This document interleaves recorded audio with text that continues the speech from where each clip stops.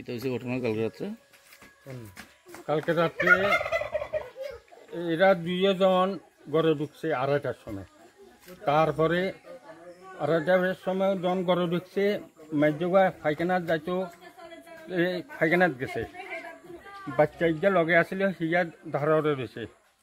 ইয়া যখন ঘরে ঢুকছে হিতির মা জিজ্ঞাসা করে যে এই বাইরে কোন আছে, কাকুরা আছে। মনে করছে হিতি মনে করছে কাকুরা আছে।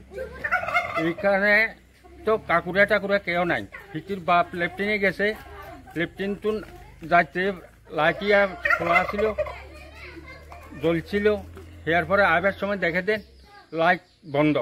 হেতে মনে করছে দেন লাইটিয়া কারেন্ট গেছে বলে। তারপরে এই হের পরে হাতে হিয়ানতুন দ্বারা ধার্য ভরি আই হাতে হিয়ানে এই ইয়া করছে, চোখ মুখ বান্ধি এলাছে।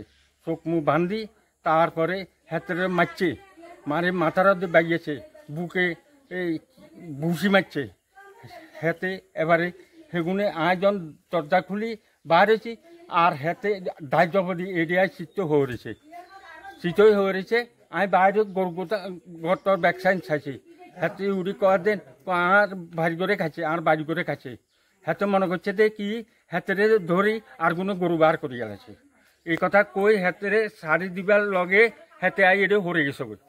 হরে যাবার পরে আই গরুঘর টরুঘর ব্যাগান তালাশ করে চাইছি, না দেখ গরুঘর ঠিক আছে।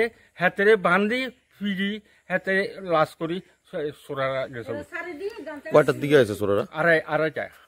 তো কয়জন আছে দেখছেন নি? না সেটা তো আমি তো ঘরে আসছিলাম। গরু টরু নিয়ে গেছে নি? না নিতে পারছে না? নিতে পারছে না। এখন তাই না কো এই এখন উদয়পুর। যে যারে মারছে এর নাম কি? যুবরাজ দাস। এটা কোন জায়গা? এটা ইন্দিরানগর 1 নম্বর দাসপাড়া। কয়টার দিকে ঘটনা রাত্রে? আড়াইটা।